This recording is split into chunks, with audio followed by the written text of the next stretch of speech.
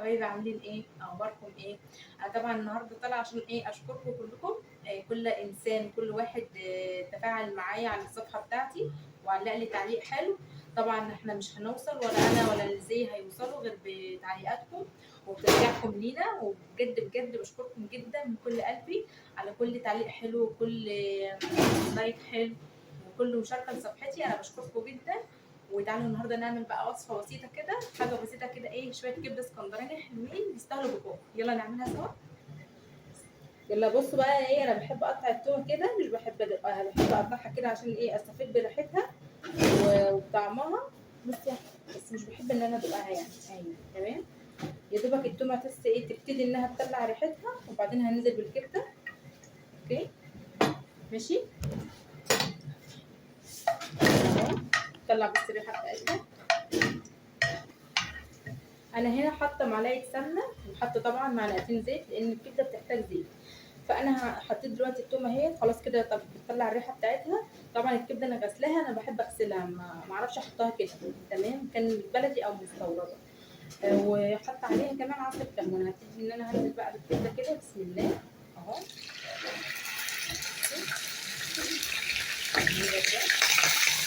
خدي بالكوا عشان ايه ترتفع الزيت ويتسخن. لازم طبعا يكون الطاسه سخنه والزيت سخن كده.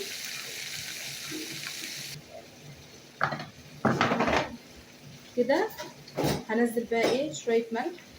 طبعا انا ما بقلبش الكبده ولا باجي يمتها خالص غير لما ايه بتغير من لون من تحت كده، عشان خاطر ايه ما تتهريش معايا. تمام كده احنا حطينا ملح. نحط حاجه بسيطه من الفلفل الاسود، احنا مش بكتر فيه عشان بس ايه يعديك موجود. وبحط برده شويه من الكمون. لو عندك كزبره ناشفه بتحط. تمام، عندك كمون صغنن بس. ممكن بقى توم باودر او بصل باودر اللي موجود عندك يعني اهو.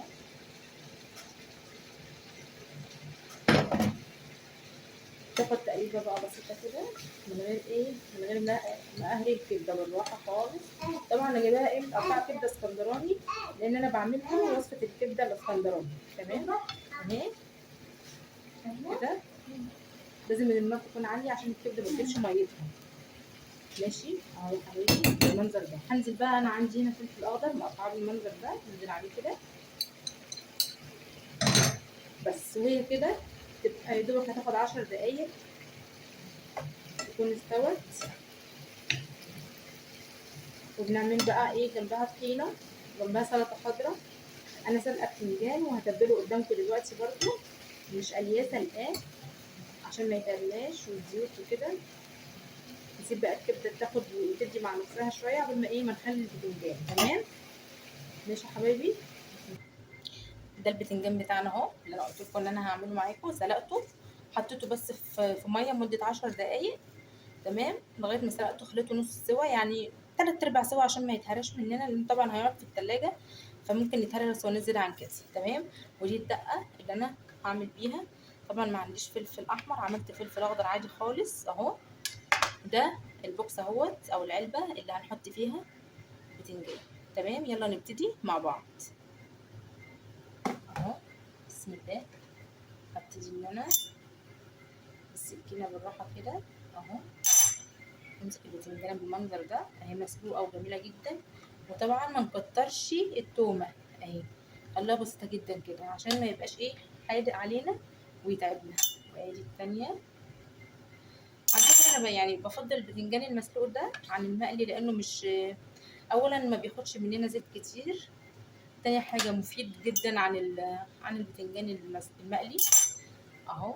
وطبعا ما نزودش برده في التخليل بتاعه عشان خاطر ما يبقاش حادق ويتعبنا.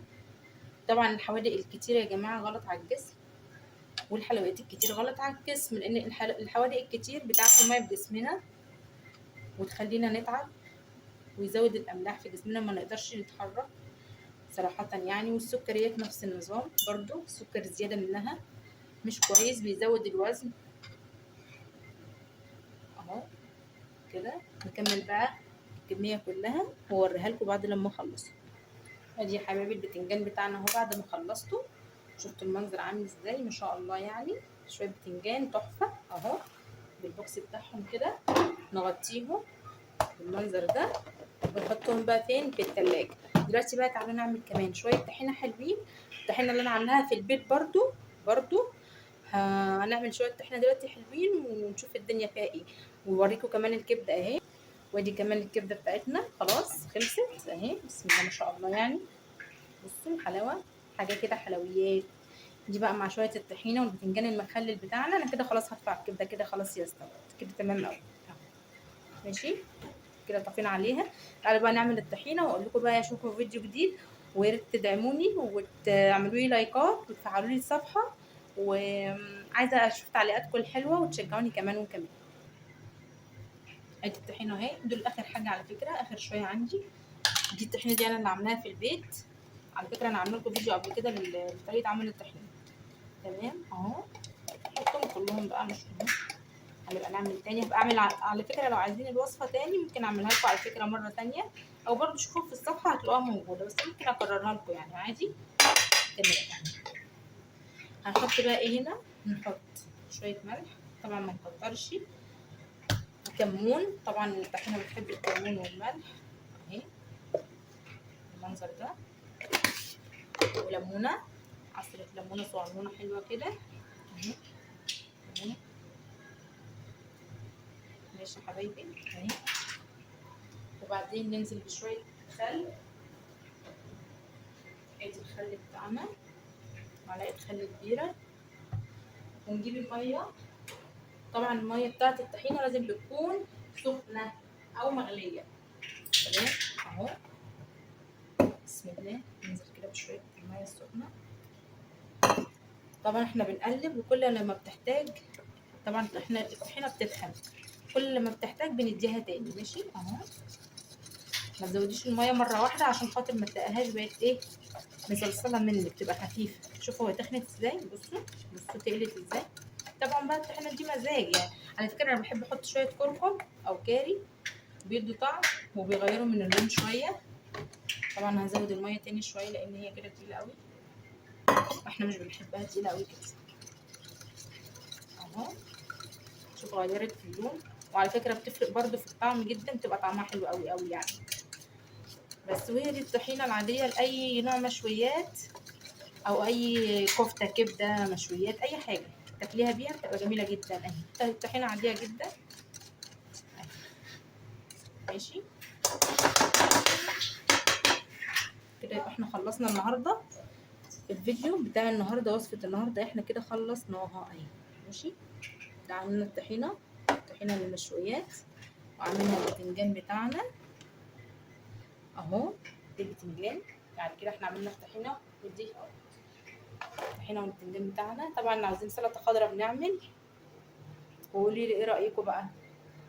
يلا اقول لكم باي باي، اشوفكم في فيديو جديد، وكل سنه وانتم طيبين بمناسبه السنه الهجريه الجديده، وباي باي.